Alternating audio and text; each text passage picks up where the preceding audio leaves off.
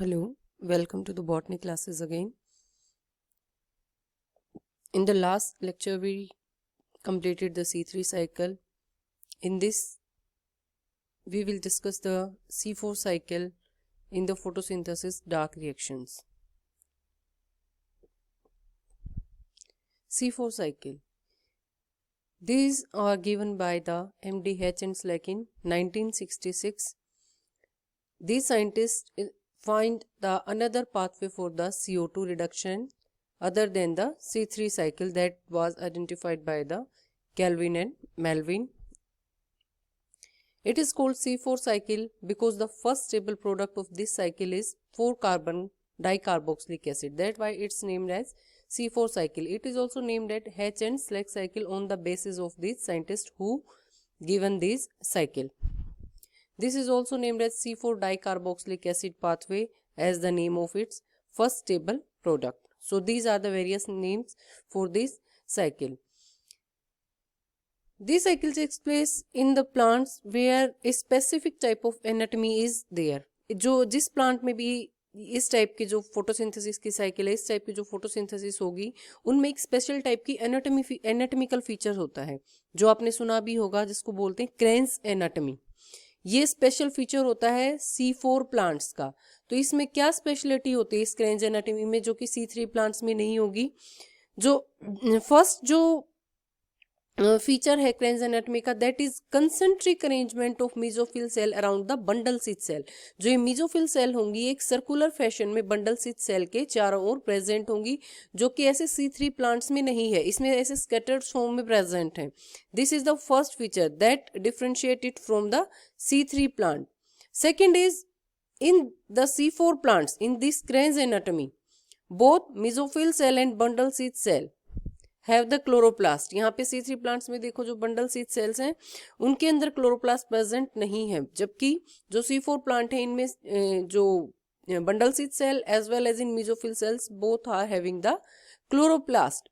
But these are dimorphic chloroplast, means the chloroplast in the mesophyll cell are different from the chloroplast in the bundle seed cell.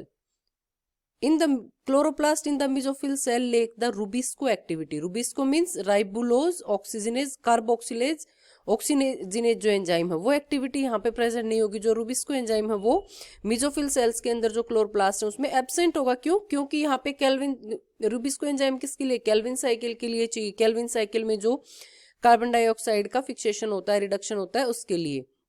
जबकि यहाँ पे उसका इसमें जो mesophyll cell है C4 plants की, इसमें रूबिस्को एक्टिविटी नहीं, क्योंकि यहाँ पे C3 साइकिल नहीं हो रही है. बट जो बंडल सीड सेल है यहाँ पे C3 साइकिल होगी, रूबिस्को भी इसका फिक्सेशन करेगा CO2 का C4 के साथ साथ में. तो इस वजह से यहाँ पे जो बंडल सीड सेल में जो क्लोरोप्लास्ट है वहां पे रूबिस्को एक्टिविटी होगी, जबकि जो मेसोफिल सेल्स में क्लोरोप्लास्ट है उसमें रूबिस्को एक्टिविटी नहीं होगी. So these are dimorphic chloroplast, means जो इनकी शेप है, जो मोर्फोलॉजी क्लोरोप्लास्ट की, वो भी डिफरेंट होगी मेसोफिल सेल और बंडल सीड सेल में. तो these are the features of a Kranz anatomy that are present in C4 plant as compare to the C3 plants. ये दोनों में आप डिफरेंस देख सकते हो यहाँ पे. Then what are the benefits of these Kranz anatomy? जो सिग्निफिकेंस क्या है इस क्रेन्स एनाटॉमी की? फर्स्ट सिग्निफिकेंस क्या होगी? जो ये concentric arrangement of mesophyll cells है उसकी वजह से इसका जो सरफेस एरिया है वो रिड्यूस हो जाता है. अब यहाँ पे देखो आप, ये इन्होंने इतना सरफेस एरिया कवर कर रखा है, यहाँ पे जो सरफेस एरिया ये इतना मिनिमाइज हो जाता है. तो जो सरफेस एरिया टू जो वॉल्यूम रेशियो है वो डिक्रीज हो जाता है. मीन्स वॉल्यूम तो सेम रहेगा बट जो सरफेस एरिया है वो डिक्रीज हो जाएगा, और यहाँ पे सरफेस एरिया इंक्रीज है. तो ये सरफेस एरिया डिक्रीज होने की वजह से क्या होगा? तो ट्रांसपीरेशन के लिए भी क्या है? कम सरफेस मिलेगा. तो उसकी वजह से क्या है? जो ट्रांसपीरेशन है वो डिक्रीज हो जाएगा. तो ये जो प्लांट है अगर हाई रेडिएशन है, हाई टेम्परेचर है, तो उस कंडीशन में भी बेटर सर्वाइव करेंगे due to this Kranz anatomy, क्योंकि इसके अंदर जो ट्रांसपीरेशन रेट है वो कम होगा due to this less surface area exposed to the irradiation. इसकी वजह से सेकंड क्या बेनिफिट है क्रेंज इसका जो C4 प्लांट्स में है, C4 plants accumulate excess of cations, जो भी सोयल में एक्सेस ऑफ केटाइंस प्रेजेंट हैं उनको ये न्यूट्रलाइज कर सकता है, क्योंकि जो C4 डीकार्बोक्सिलेशन के ड्यूरिंग जो एनायंस निकलते हैं ये केटाइंस और एनायन एक दूसरे को बैलेंस कर लेते हैं, तो इस वजह से भी ये मोर बेनिफिशियल है। तो these is the Kranz anatomy and its significance in C4 plant. Why C4 plants are more efficient than the C3 plants? That is due to this Kranz anatomy. Now we will discuss the C4 cycle. There are mainly 4 basic steps in the C4 cycle. The first step is this carboxylation. Carboxylation means जो atmospheric carbons है that is combined with the phosphoenol pyruvate to form a C4 acid. C4 acid में जो है fix हो जाएगी C4 acid की form में जो atmospheric CO2 है, तो this is the first step, carboxylation step. Second step is transport of this C4 acid, ये mesophyll cell में होगा जो carboxylation का first step है. Then this C4 acid, formed C4 acid is then transported to the bundle sheath cell. That is the second step. This transportation of C4 acid from mesophyll cell to the bundle sheath cell. And in the third step, this C4 acid undergo the decarboxylation reaction. Means जो carbon dioxide जो इसमें fix हुई थी यहाँ पे वो वापस से इसमें से रिमूव होगी. That is called decarboxylation, and this C4 acid again converted into C3 acid. Here the removal of carbon dioxide takes place, and that carbon dioxide is used here in the Calvin cycle because bundle sheath chloroplast has the Rubisco activity. Mesophyll cells के जो chloroplast थे, जैसे हमने starting में बताया था जब C4 cycle शुरू की थी कि इनके अंदर मेसोफिल सेल में जो क्लोरोप्लास्ट है उसमें रुबिस्को एक्टिविटी नहीं है, यहाँ पे जो रुबिस्को एक्टिविटी है, तो उसकी वजह से क्या होगा, जो CO2 है वो केल्विन साइकिल के थ्रू कार्बोहाइड्रेट्स में फिक्स हो जाएगी. और जो ये C3, अब ये था थर्ड स्टेप डीकार्बोक्सिलेशन. अब जो फोर्थ स्टेप है वो क्या होगा, जो ये C3 एसिड बना है बंडल शीथ सेल में ये वापस से ट्रांसपोर्ट हो जाएगा मेसोफिल सेल में और यहाँ पे वापस से रीजनरेट करेगा the acceptor of CO2, the first acceptor of CO2 that is phosphoenol pyruvate को वापस से regenerate करेगा. तो these are the 4 basic steps of the C4 cycle. Let's revise it. First is carboxylation into C4 acid. Next is transport of C4 acid into from mesophyll cell to the bundle sheath cell. Third is decarboxylation of C4 acid into the C3 acid and fixation of CO2 through the Calvin cycle. And fourth is this again transported the C3 acid from bundle sheath cell to the mesophyll cell, and again this regenerated into the phosphoenol pyruvate, that is the first acceptor of atmospheric CO2 in the C4 cycle, and this cycle goes on like in this pattern. So these are the basic steps of C4 cycle. What is the significance of this C4 pathway? C3 cycle हमने पढ़ी है, तो C3 cycle से ही क्यों काम नहीं चल रहा है प्लांट्स का? Why this C4 pathway? कि कुछ प्लांट्स में जो C4 पाथवे वो हो रहा है, किस वजह से?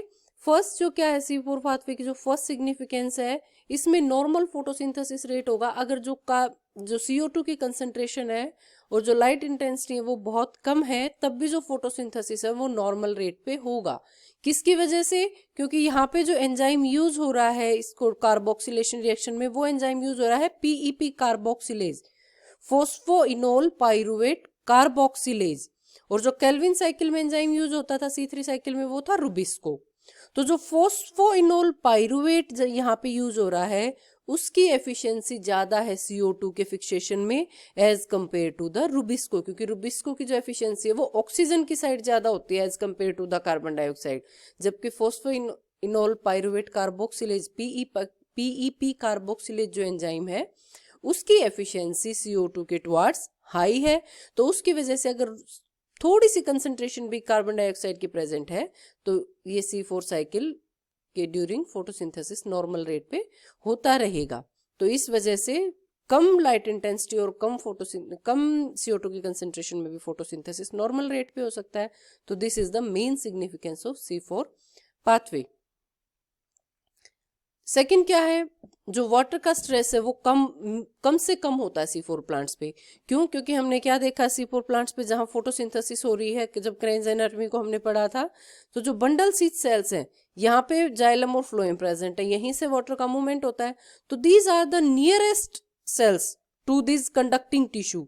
सो अगर थोड़ा सा भी वाटर वहां प्रेजेंट है तो वो बंडल सीथ सेल को मिलेगा। तो इसलिए वाटर स्ट्रेस का जो इफेक्ट है वो फोटोसिंथेसिस पे कम से कम होगा इन C4 प्लांट्स में। So this C4 plants has better adaptability due to this adverse environmental condition. Adverse environmental condition क्या हो सकते हैं? लो CO2 हो सकती है, हाई इंटेंसिटी, हाई टेम्परेचर हो सकता है उसकी वजह से, क्योंकि हाई टेम्परेचर का क्या है, इसका सरफेस कम है, low surface area to volume ratio है, तो उसकी वजह से ट्रांसपिरेशन कम होगा और वाटर का लॉस कम होगा, और वाटर स्ट्रेस। तो इन सब चीजों में ये बेटर एडेप्टेबिलिटी है than the C3 plants. That's why it is more significant. C4 cycle और C4 pathway is more significant than the C3 pathway.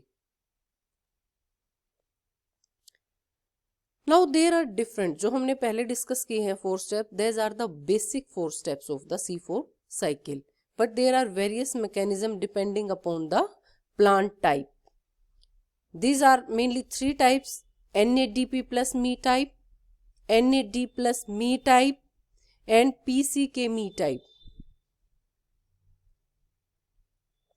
Let's discuss the first NADP plus Me type of pathway. In this pathway, C4 plants the possesses NADP plus. जो यहाँ पे difference कहाँ होगा? जो enzyme होगा इसके decarboxylation के लिए, that is NADP plus malic enzyme for the decarboxylation of C4 acid into the C3 acids. This occurs in the plant like जियामेज, sacrum जो गन्ना होता है, एंड यूफोरबिया। इन प्लांट्स की स्पेसिफिकेशन क्या होगी जिसमें इस टाइप का पाथवे होगा NADP प्लस? उसके अंदर क्या होगा? सेंट्रीफ्यूगल क्लोरोप्लास्ट होंगे और ग्रेना एब्सेंट होगा। ग्रेना क्या होता है या हम पहले पढ़ चुके हैं, यहाँ पे सिर्फ थाइलाकोइड्स प्रेजेंट होंगे, ग्रेना जो है वो एब्सेंट होगा, ग्रेना की फॉर्म में अरेंज्ड वो नहीं होंगे। तो जिन प्लांट्स में भी होगा उनकी इस टाइप की स्पेसिफिकेशन होगी। इसका जो बेसिक साइकिल है सेम वही। First step is carboxylation, PEP accept the CO2 and converted into C4 acid, oxaloacetate acid. That oxaloacetate is converted, goes into the chloroplast and converted into the malate. Here the dehydrogenation reaction occur in presence of malate dehydrogenase enzyme. That malate got transported into the bundle sheath cell, and here in this bundle sheath cell, this is decarboxylated into the pyruvate in presence of enzyme NADP malic enzyme. तो इस maleic enzyme की उसमें decarboxylation होके this C3 pyruvate की formation करेगा, और जो यहाँ पे जो CO2 निकलेगी डिकार्बोक्सिलेशन रिएक्शन में, that is used in the C3 cycle, Calvin cycle. यहाँ पे जो रुबिस्को प्रेजेंट होगा वो इसको फिक्स करेगा RUBP के साथ, और इस टाइप से ट्राइयोज फॉर्मेशन या ट्राइयोज फॉस्फेट शुगर की फॉर्मेशन करेगा, जो कि बाद में ट्रांसपोर्ट हो जाएगी मेसोफिल सेल्स में। तो इस टाइप से ये क्या है, जो यहाँ कार्बन निकली वो C3 साइकिल में यूज होगी। तो यहाँ पे भी कार्बन का डबल फिक्सेशन हुआ, एक तो यहाँ पे हुआ और दूसरा बंडल शीथ सेल में भी हुआ। उसके बाद यहाँ जो C3 एसिड बना है pyruvate, that goes back transported into the mesophyll cell, and here in this mesophyll cell in the presence of enzyme PPDK, that is phosphoenol dikinase enzyme, that is converted into the phosphoenol pyruvate, and that phosphoenol pyruvate again accept the CO2 and that converted back into the oxalic acid. So this cycle goes through these steps. Next is NADP plus Me type pathway. In this pathway, here the enzyme for decarboxylation of malic is NAD. यहाँ पे जो malic acid convert होगा pyruvate में, तो उस decarboxylation reaction में जो enzyme use होगा वो होगा NAD-Me. फर्स्ट डिफरेंस तो ये है, यहाँ पे क्या था, मैलेट कन्वर्ट हो रहा था पायरुवेट में, ये था NADP-Me. सेकेंड डिफरेंस क्या होगा, वहां पे जो फॉर्मेशन हो रही थी, जो ऑक्जेलो एसीटेट था वो डायरेक्ट मेलेट में कन्वर्ट हो रहा था और ट्रांसपोर्ट हो रहा था बंडल स्विच सेल में, जबकि यहाँ पे ऑक्जेलो एसीटेट और मेलेट के बीच में ट्रांसएमिनेशन रिएक्शंस होंगी। उससे पहले जो ऑक्जेलो एसीटेट है वो फर्स्ट एस्पार्टेट में कन्वर्ट होगा। Now this aspartate that is formed by the transamination reaction from oxaloacetate to aspartate, and this aspartate get transported into the bundle स्थित cell। ये bundle स्थित cell में चला जाएगा ट्रांसपोर्ट होके, एंड इन bundle स्थित cell के माइटोकॉन्ड्रिया में हमने NADP plus cell NADP plus जो साइकिल थी उसके अंदर माइटोकॉन्ड्रिया यूज नहीं हो रहा है कहीं भी, जबकि जो NAD प्लस साइकिल है उसके अंदर जो माइटोकॉन्ड्रिया इन्वॉल्व है इस साइकिल के अंदर, C4 साइकिल में, जो एस्पार्टेट यहाँ से ट्रांसपोर्ट होके जो बंडल स्थित सेल में जाएगा वो बंडल स्थित सेल के माइटोकॉन्ड्रिया में जाएगा, and in mitochondria that again get converted into oxaloacetate by the help of this transamination reaction of alpha ketoglutarate to the glutamate. Oxaloacetate then again converted into the malate or malic acid with the help of this dehydrogenation reaction, and this malic acid then get converted into the pyruvate in presence of NAD malic enzyme। वहां पे जो last cycle थी उसमें हो रहा था यहाँ पे एंजाइम NADP मेलिक एंजाइम, जबकि यहाँ यूज हो रहा है NAD मेलिक एंजाइम यूज हो रहा है इस डीकार्बोक्सिलेशन रिएक्शन में। तो यहाँ जो CO2 निकलेगी that goes to the Calvin cycle and help in the synthesis of carbohydrates, and these pyruvate again converted into the alanine by the transamination reactions, and alanine get transported into the mesophyll cells, and here in the mesophyll cell again the transamination reactions occur in the presence of enzyme alanine aminotransferase, and these pyruvate get transported to the chloroplast and get converted back into the phosphoenol pyruvate, that is the first receptor of carbon dioxide in this C4 pathway. So these are there are two basic difference between the NADP plus and NAD enzyme. First, the enzyme used in the decarboxylation reaction. यहाँ पे जो decarboxylation reaction में जो enzyme use हो रहा है वो है NAD, जबकि उसमें जो यूज हो रहा है वो है NADP malic enzyme. Second difference here, the mitochondria is involved in this NADP plus NAD plus type, that is not involved in NADP plus type. Once and other difference is oxaloacetate is not directly converted into the malic acid. It is got converted into malic acid via this transamination into the aspartic acid. So these three are the basic difference between the NADP plus and NAD plus type of C4 pathway. These are the same difference showing here in these both NAD me type and NADP me type of pathway. Now the third pathway is PCK me type pathway. This pathway is to be about similar to the NAD plus pathway. इस pathway की तरह से है वो pathway. There are only two difference in that pathway. First जो difference होगा, first जो step होगा PCK में, ये जो step है कन्वर्जन का, ऑक्जेलोएसीटेट जो मेलेट में कन्वर्ट हो रहा है ये स्टेप उसमें ओमिट आउट हो जाएगा, ये स्टेप नहीं होगा, ऑक्जेलोएसीटेट डायरेक्ट पाइरुवेट में कन्वर्ट हो जाएगा। एंड सेकेंडरी डिफरेंस जो ये माइटोकॉन्ड्रिया इन्वॉल्व है इसमें, ये उसमें इन्वॉल्व नहीं होगा, और जो सारा प्रोसेस है वो सेम होगा जो NAD plus NAD this pathway में है, NAD प्लस पाथवे में।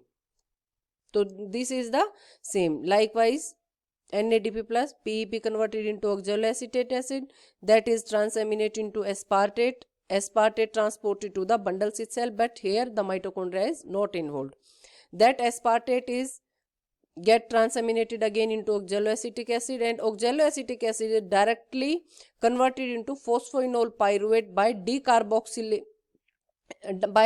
decarboxylation reaction, and CO2 goes into the Calvin cycle here. And this PEP again converted into the pyruvate. Pyruvate again converted into alanine with the help of transamination reactions. These alanine transported back into the mesophyll cell, and here it is got converted again into the pyruvate, and these pyruvate again get converted back into the phosphoenol pyruvate. So here phosphoenol pyruvate is again regenerated and then again accept the CO2. So this pathway is PCK-Me type pathway of C4 pathway. This is similar to the NADP plus pathway, except these two differences: absence of mitochondria, and oxaloacetic acid is directly converted into PEP. Here not converted into the malic enzyme. So these are the two basic difference between PCK pathway and NADP plus pathway. So these are the three pathways for the C4 photosynthesis.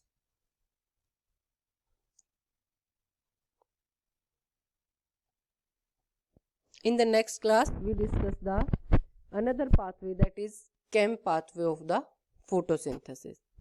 Thanks.